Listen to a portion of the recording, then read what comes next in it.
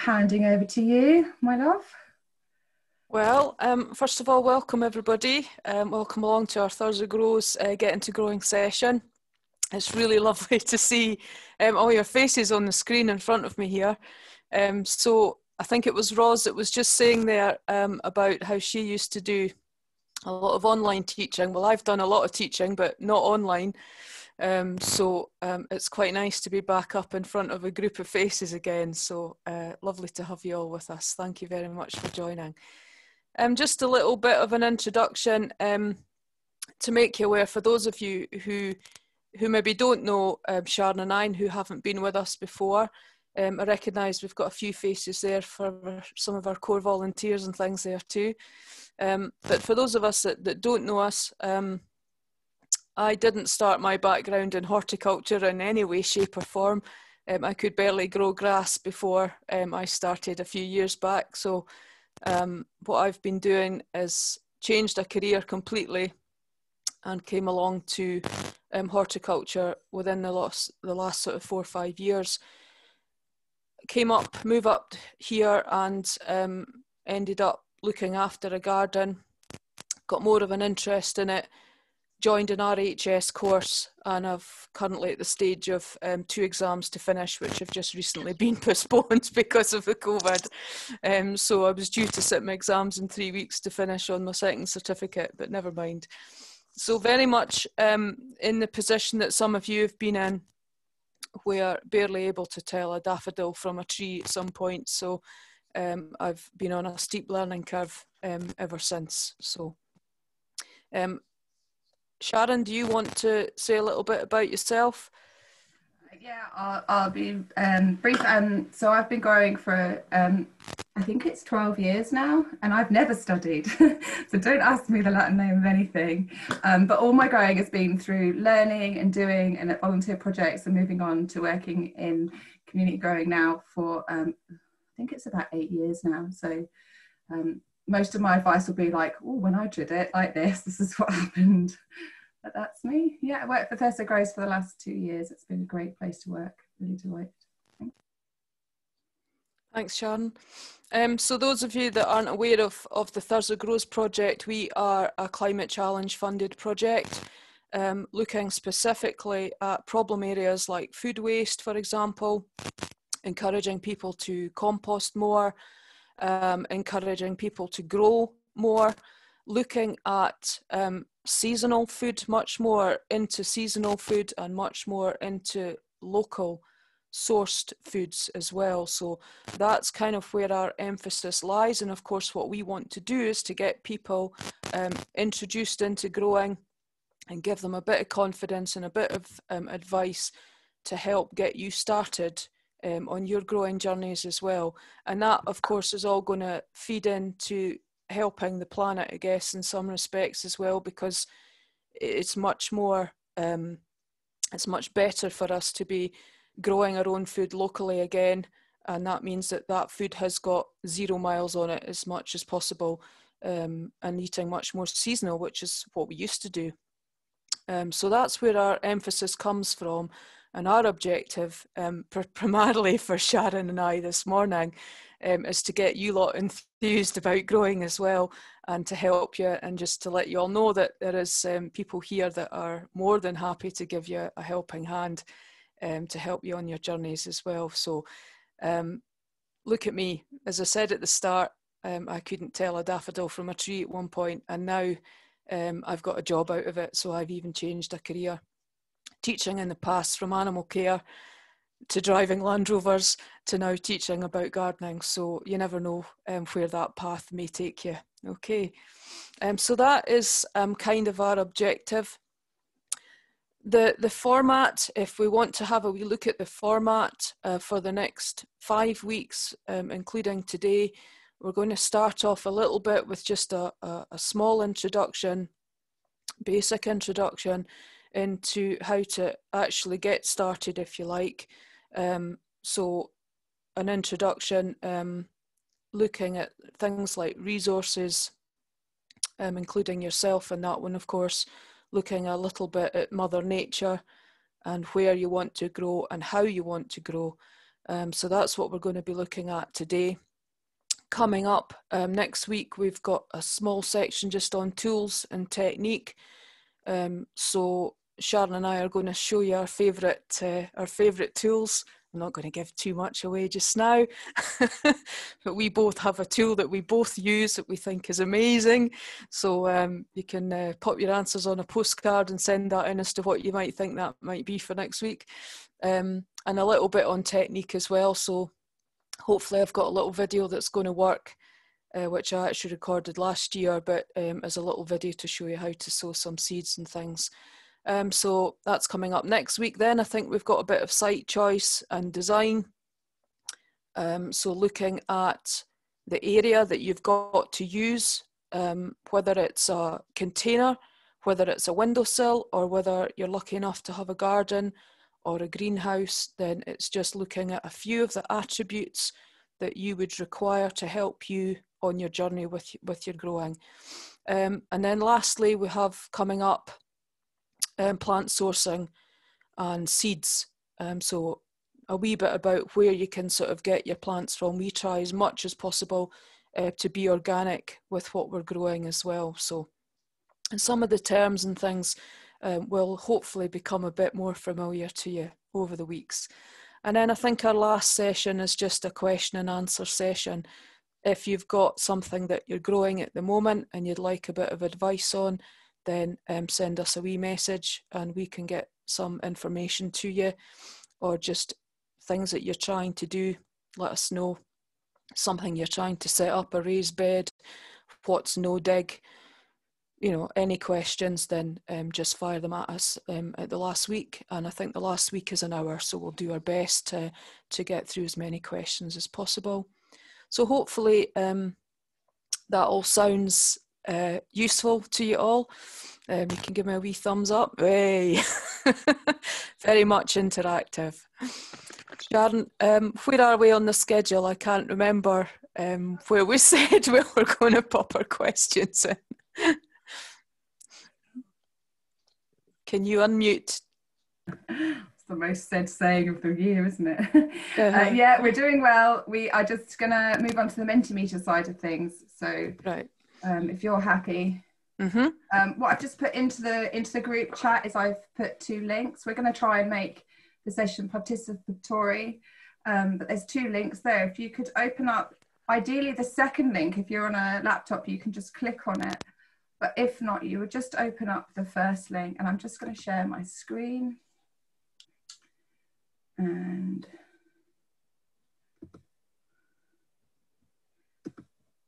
show you what we're seeing there. So if you open up your screen, you'll find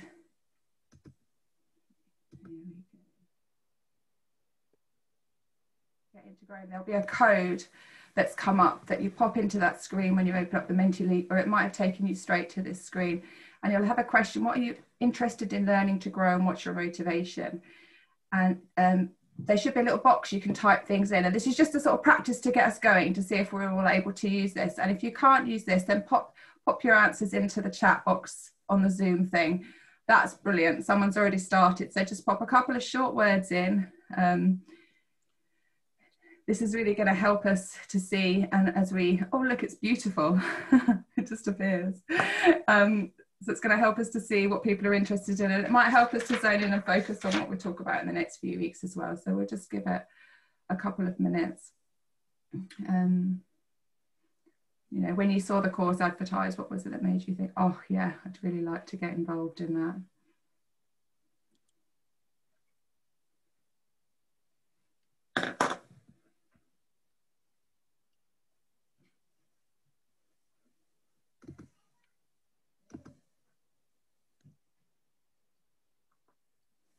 That's brilliant, guys. I can see Jill's head nodding like the little dog. It's absolutely great. As you can see, if someone types in a word more than once, it actually gets bigger. So that shows that there's a couple of people interested in sustainability, which is great. So if you see something that sort of resonates with you, you can type that more than once as well, but it just gives us some idea as to why people are here. And I'm just going to give you another couple of seconds, and then I'm going to move it on to the next question.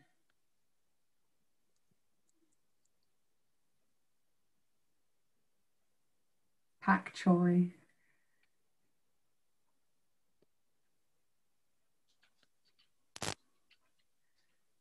Creativity. Yeah, seasonal veg and herbs. Seasonal. Mm-hmm. Growing from food. Organic tastes nicer. I agree. Yes. Right, I'm just going to move that on to the next slide. Please don't panic. This is just a sort of, if you haven't put your answer in, that's just to give us a sense of what people hear. And again, just really nice sort of short questions. What are the top 3 plants or things you'd like to learn about growing in the next few weeks? Again, if you're struggling to get onto Menti, just feel free to pop things into the chat. I can see someone's put to learn and get my kids involved, which is lovely. Oh, lots.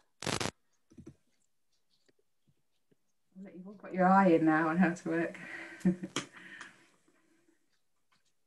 So part of what we'll do to use this, if you see that someone's put it up there already, is we're going to maybe focus in on a few plants. So I can see we're probably going to focus in on peas at the moment.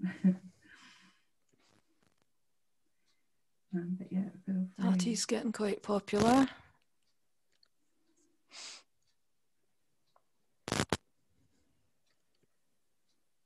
Oh, I just spotted no dig there. No dig methods. Yeah.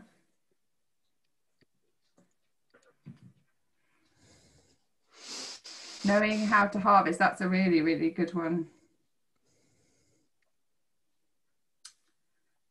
Tomatoes from Glenn on the chat.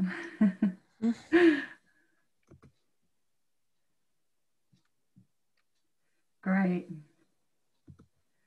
So I'm just going to stop the sharing there. Thanks ever so much, guys, for putting in your answers. That's brilliant. And then I think, Jill, this is where we're going to hand over to you. We've got a PowerPoint for about 15 minutes, so me and Jill are both going to eye up our clocks. I suspect we'll probably go closer to 20 or 25, which is absolutely fine, isn't it, Jill? And mostly Jill's going to be doing the PowerPoint, and every now and then I think I might chirp in, if that's all right by you, Jill. Mm-hmm, of course. You put me back in my box. Right. Never put you in a box, Sharon, never. Great. Guys, feel free to use the chat to pop questions on here as it comes up. I'll be trying to monitor the questions, because what we'll do at the end is we'll have sort of 5 minutes just to cover any questions. And if we don't cover your question, please don't feel ignored. What it will be is that we're just collecting information, and we will try to come back and cover it at some point in the next few weeks. So use your chat, pop it to everybody so everyone can see your question. So send the chat to everyone. And Jill, I'll try and collect the chats. And Jill, will I just give you a nudge at sort of 10 minutes before the end of the session at sort of 25 to, if we're running that late, so I've got a mind on your time. Perfect. All right, thanks, dude. Over to you. Okay, I'm going to try and share my screen now. Sharon, you've disabled participant screen sharing. Please. Try now. 2 seconds. Here we go.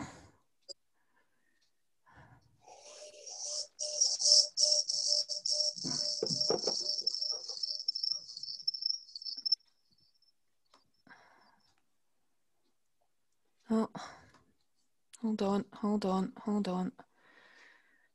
Yeah, that's what I can do. Is that coming up? Yeah.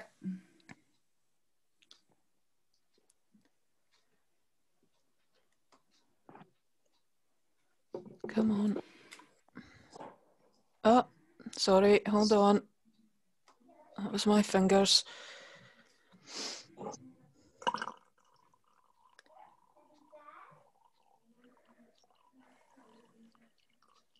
My computer just takes a little minute just to sort things out.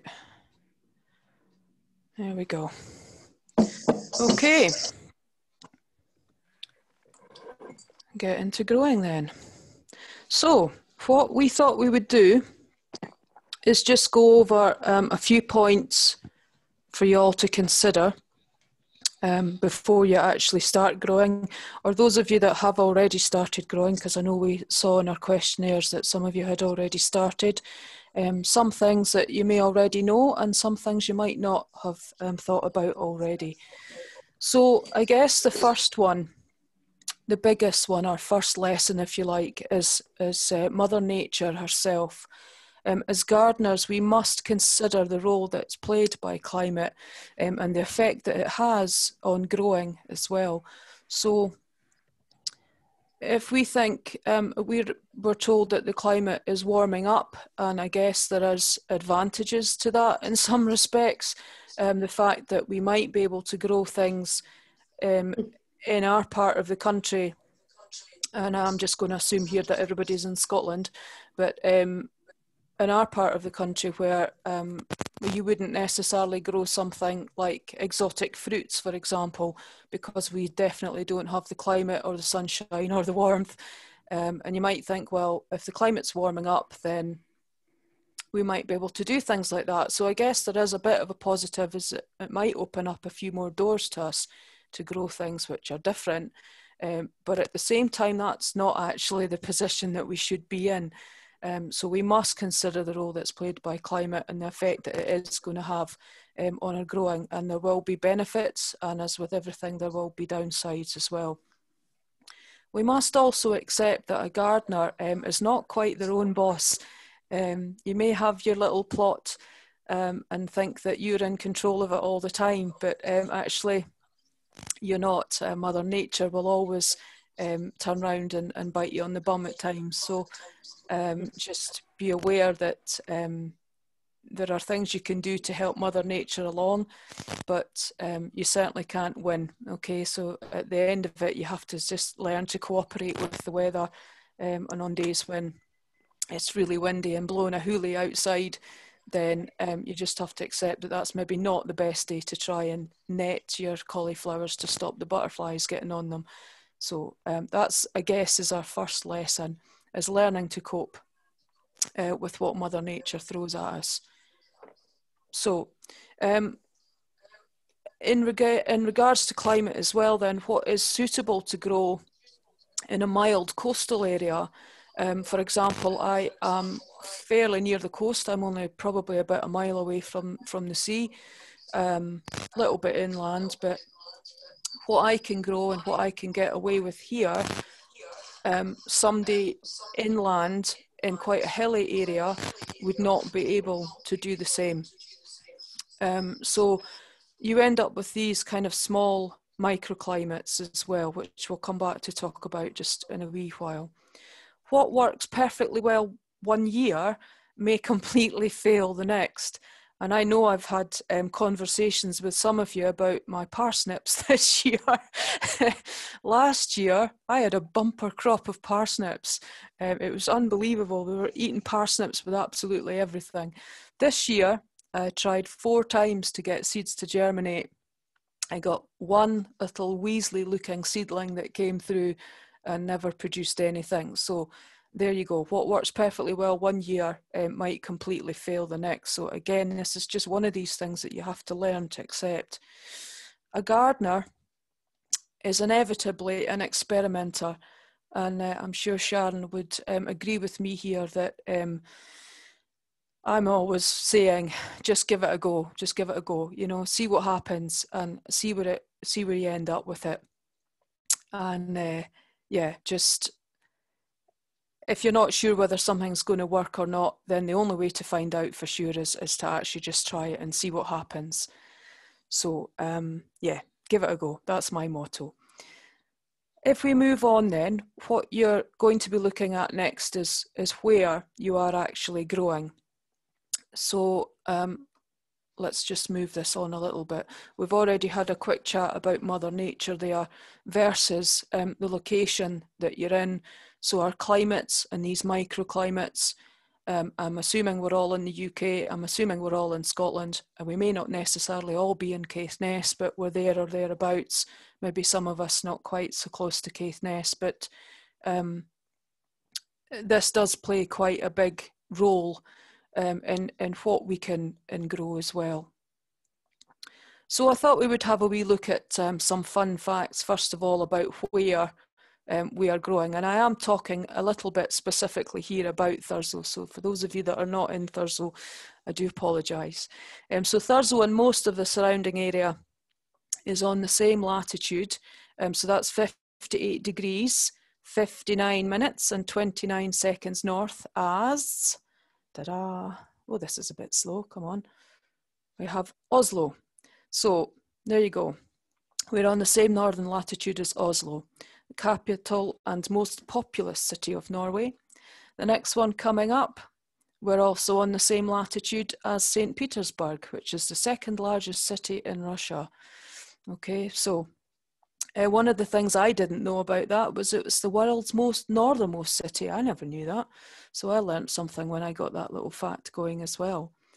We are also on the same latitude as Juneau, which is the capital city of Alaska. It's the second largest city in the United States if you look at it in terms of landmass, in terms of actual area. I never knew that either. So that's quite amazing as well, the wee things that you pick up. So it just shows you we're not alone. Oh, I don't know what that was. More importantly, where we're growing, all of these places that I've just mentioned, they all grow vegetables. So if they can grow vegetables, then so can we. Okay, so moving on. So I spoke about microclimates. I used a little word there, microclimates. So where are you growing? So your own location. Now this can be quite important.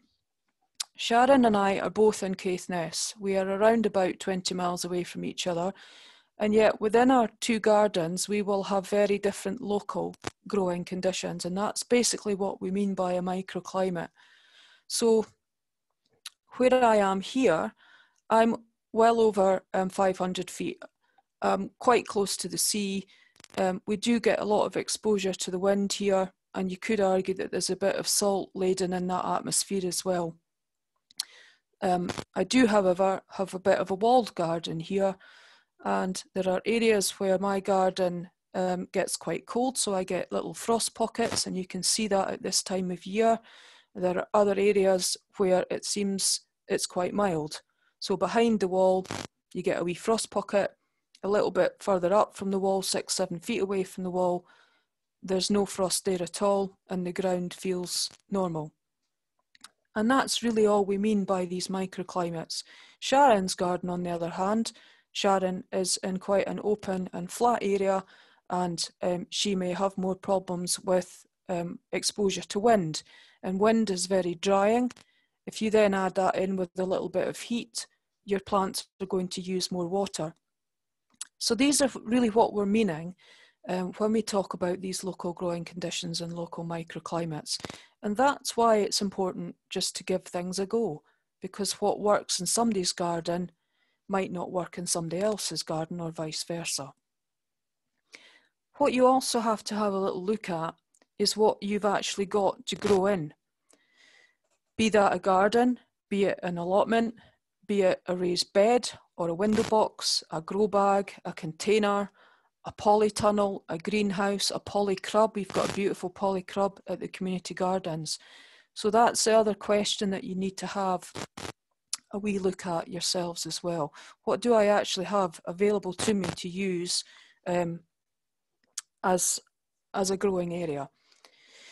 We also have some modern technology to help us with this as well. Now, you have, I've got it on my phone and I will show you it later if anybody wants to see it, but I have an app called Sun Tracker on my phone, and that allows you to track the sun's position on a daily basis, on a weekly, yearly, basis. You can see where it rises, you can see where the sun sets again, you can see the height that the sun gets within your garden as well. So when you're planning your layout and your designs of your gardens, then you can see the position of the sun, and that will obviously help you as well. And I noticed there, when we were looking at your word cloud there, that one of the words that came up, somebody's wanting to grow fruit bushes, and the sunlight can be quite important to help ripen fruit. So that's one of the things which is quite important if you're wanting to grow fruit, is knowing where the sun is rising and falling.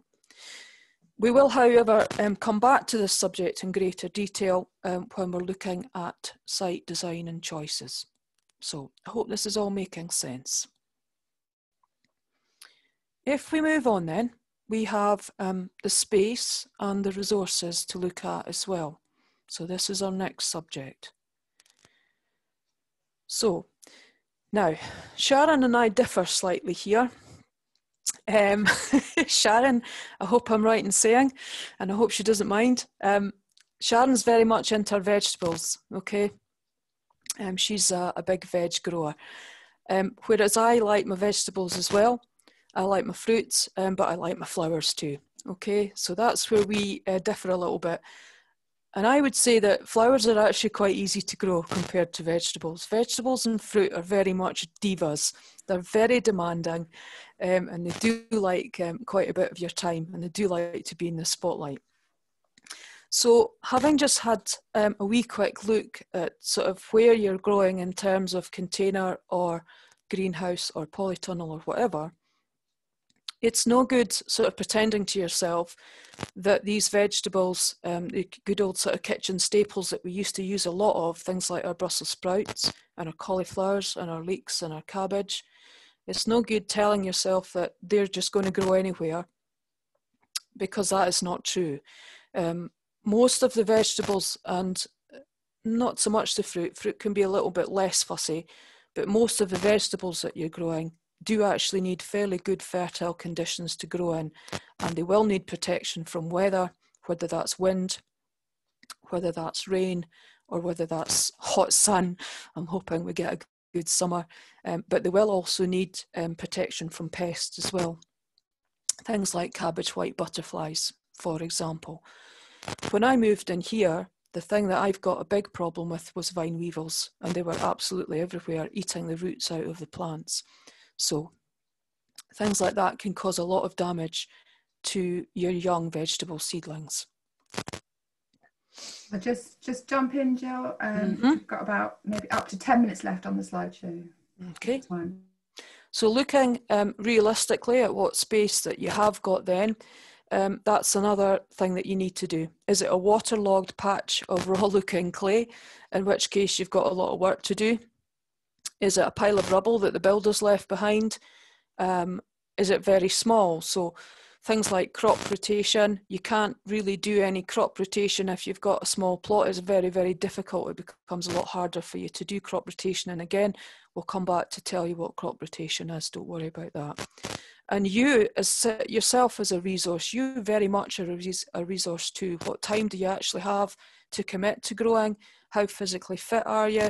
You don't need to be like Olympic standard fitness, but you do need to have a sort of fairly standard bit of physical fitness, particularly if you're wanting to take up digging in your garden. If you want to do no dig, then that's a different matter altogether. But there's no point in planning a huge garden layout if you don't have the time or the fitness to be able to commit to it. If that's what you want to grow with your vegetables, you will need a bit of time to do that.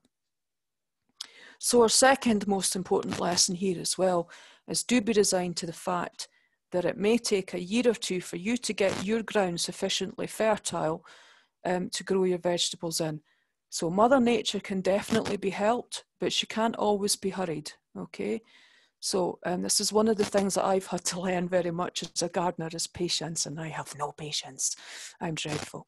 But in the meantime, don't get too disheartened by that, because in the meantime, concentrate on making small areas fertile. A window box, a container, a tub, or just build one raised bed or use a grow bag and get growing with something that's a little bit less fussy. So have a look at these fast growing crops. We've got radish, we've got turnips, which are not very demanding at all, salad seedlings, herbs, tomatoes in a pot.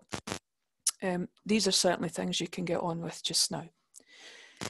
So moving on, if we have a wee look at our successful sowing then,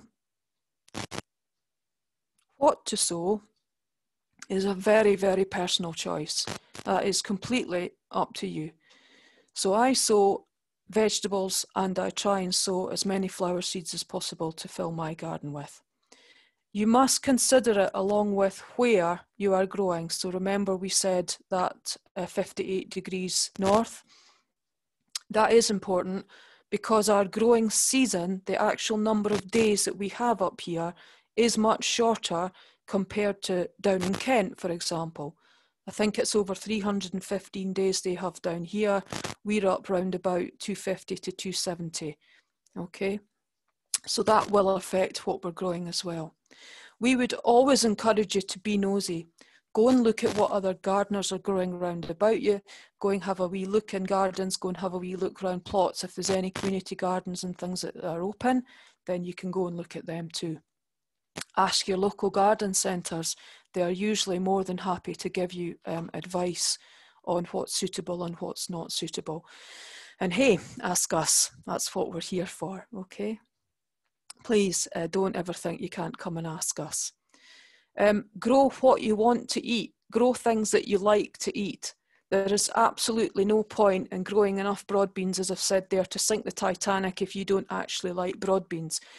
So that was the first thing that I grew. Andy and I don't like broad beans, okay? So yeah, grow something that you actually like, okay?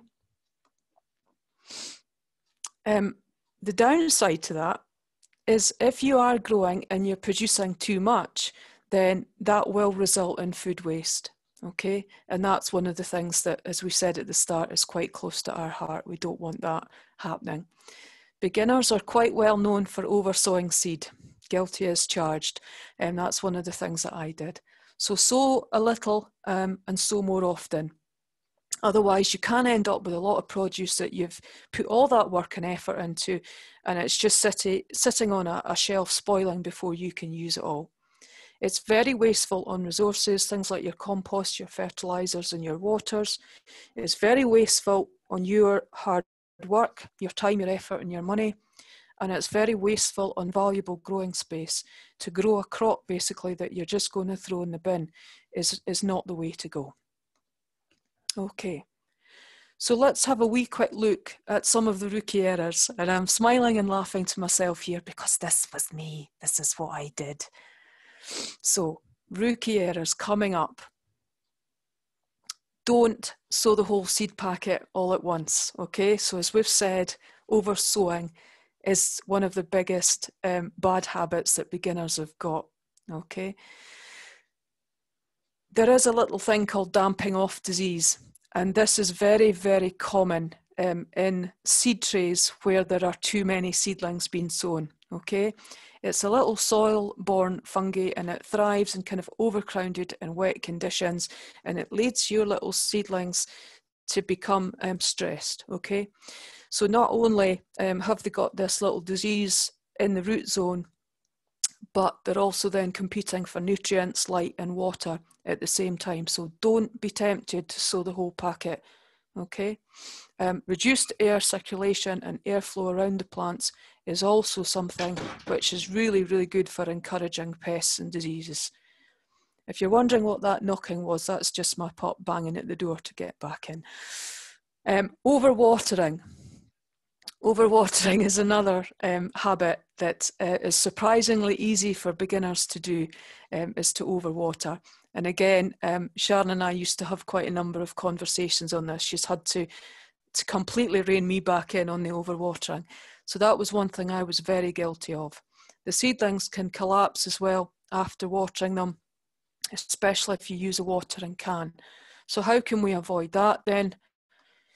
Try not to overwater. Always, always check your soil moisture levels first before you go and add more water in. And you can do that quite easily just using your finger. If the soil sticks to your finger a little bit, then it's usually moist enough. If it's falling off your fingers and dropping to the ground, then it's maybe a little bit too dry and that would be a time to water. But it should kind of stick to your fingers just a little bit. Try to water your seedlings from below rather than using a watering can. So I use trays, and the trays are sitting with the seedling tray on the top, and then you can just add your water in, and that way it kind of wicks up through your compost, and that's a slightly better way of doing it. Watering cans generally are not gentle enough for small seeds, and if possible, if you don't have a way of washing them from underneath, then you can use a spray bottle instead, which is, you can make them nice and gentle for your small seedlings to cope with. So the other thing, and again, this is, I would say, more important for flowering plants and shrubs, but can be important for vegetables as well. And that is right plant, wrong place. Do a little bit of research, Google it, just a little bit, okay? I'm sure there's a song in there somewhere, but just do that and find out a little bit about your plant first. What light levels does it need? What moisture level does it need? Is it a plant that prefers slightly more acidic soils, classed as an ericaceous plant, or is it something that likes more alkaline soil? How big is this plant going to get? Is it going to turn into a thug? And is it sourced in the UK? So that's quite important now as well, because we don't want to be bringing pest and disease into this country by importing things from other countries that may have pests on them that don't normally live within the UK. So try and source things from the UK as well. The sun has come out here and I can barely see my screen right now. So the other thing we wanted to say though, is that sounds like an awful lot of mistakes and things that rookies make, but rookies also bring a lot of enthusiasm and abundance. So people are always really, really keen to try growing, so that's brilliant. There is always a willingness there to learn from rookies as well, and there is always a give it a go attitude.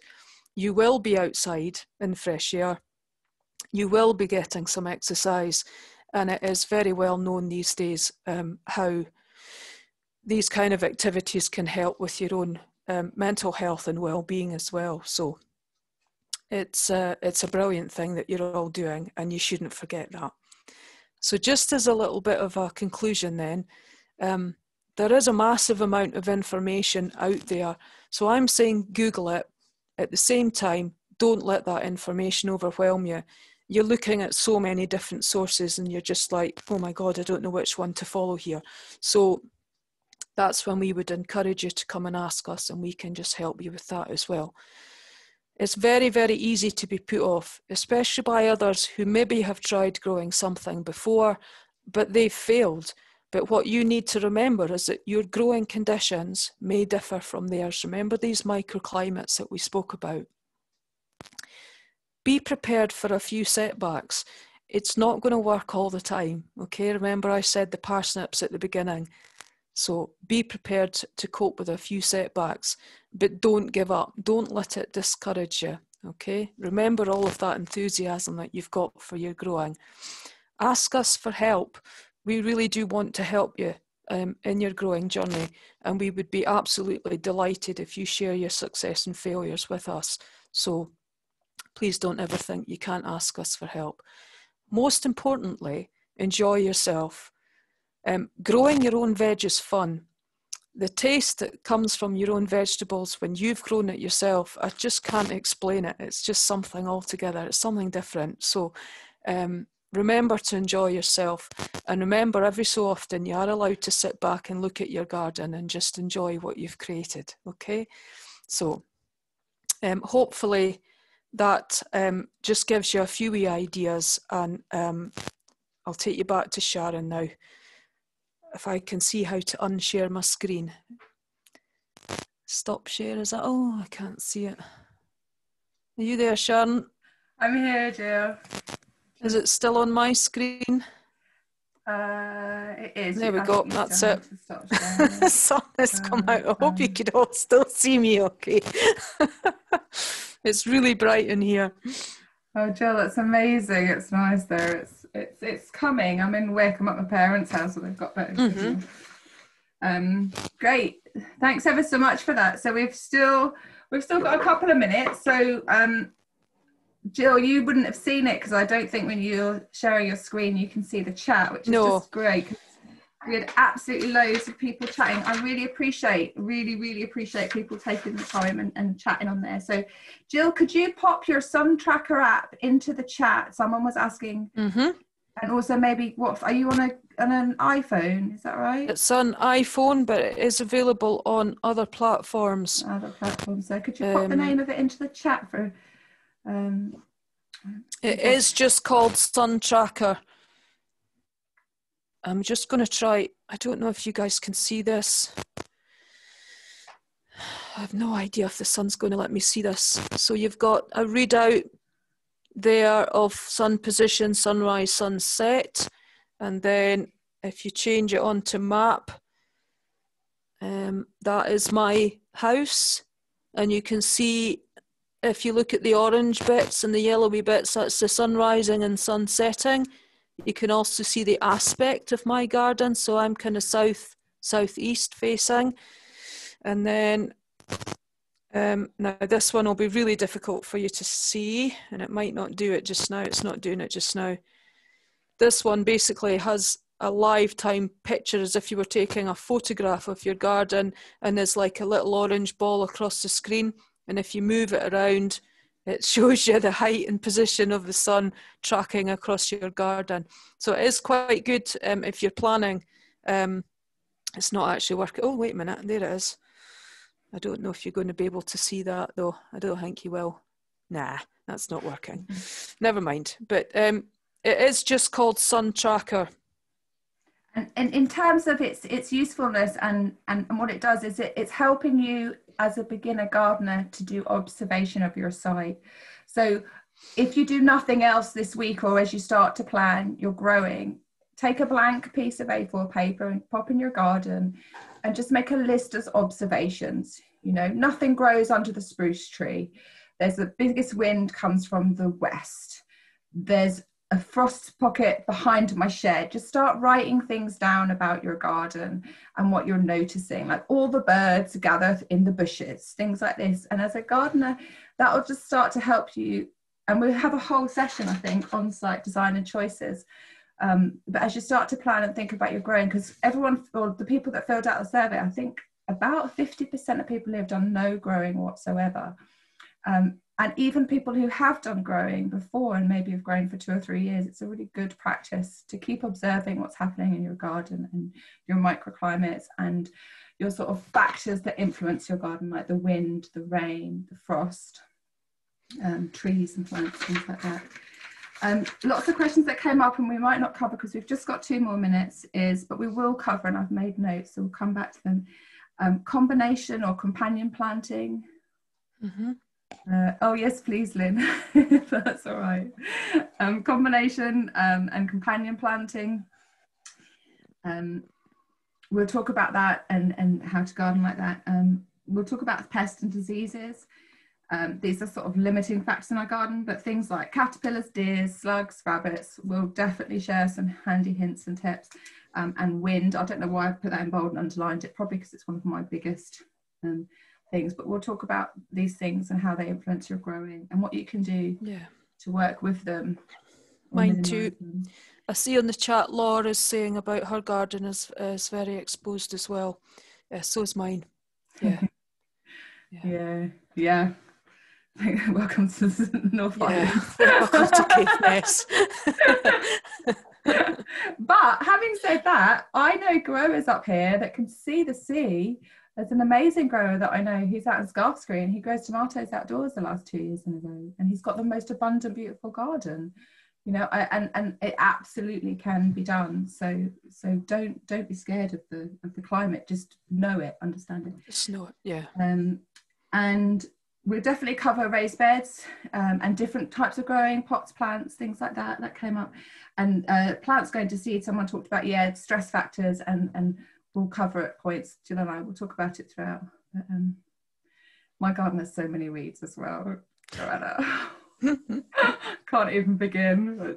It was a beautiful day yesterday. I got out there for the first time. We've got 30 seconds, Jill. Do you want to say anything to round off? I will say Jill and I will knock around for another 5 minutes. I don't feel you've got to run away, but we're mindful and we're grateful for your time for coming. So we want to stick to our agreements. But yeah, anything you want to say, Jill?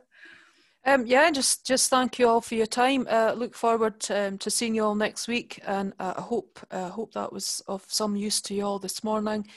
And next week we'll do a wee bit of a seed sowing video to show you. So hopefully you all got something out of that. Yeah, it's exactly the same link next week. she says with confidence. But I think I've made a reoccurring meeting. So all you need to do is go back into your email and click the same link next week, and we'll be here again a wee bit early to get a cup of tea. And yeah, someone mentioned about the survey. There was a survey on the email or the WhatsApp that you got. Our project is funded by Climate Challenge Fund, which is amazing. It enables the gardens at Thurso, but also Jill and I to put time in to make this hopefully interesting. So please do fill out the survey if you haven't already. Well, that's us. Brilliant. Thank you very much. Thank you for your comments, everybody. That's lovely. Oh, Yvonne, that's a good question that I don't have the answer to yet. I'll definitely upload it to YouTube at the very least and email links out for it. That's definitely what I'll do. I'm on a slight learning curve myself now to see. But that's I'll get that email link sent out to you. If not this week, then next week.